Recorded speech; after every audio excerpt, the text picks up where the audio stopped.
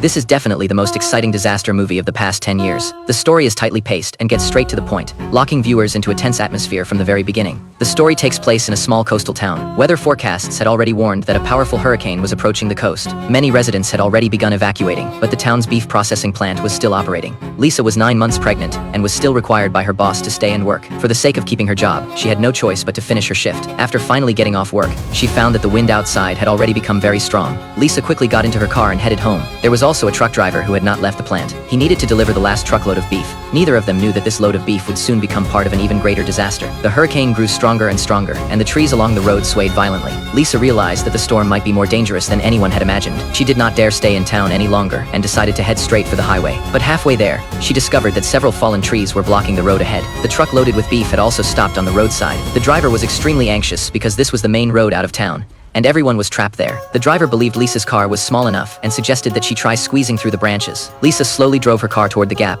but as soon as the front of the car entered, the undercarriage became stuck on the branches. At that moment, a loud boom suddenly sounded in the distance. The seawall had been breached by huge waves. The seawater rushed toward the town like a moving wall. When the truck driver saw the flood coming, he slammed on the gas and tried to drive uphill, but the truck was too heavy to pick up speed. The giant wave hit the truck and swept it back into the street. Lisa's car was also lifted by the floodwaters and carried around on the water. Soon, the car crashed into a large tree, and branches pierced through the vehicle. Fortunately, the branches did not pierce her body, but they trapped her in the seat, leaving her unable to move. Even worse, the water level continued to rise. Because the truck was filled with beef, it attracted many sharks. People who failed to escape in time were being bitten by the sharks. When Lisa saw this, she completely lost hope.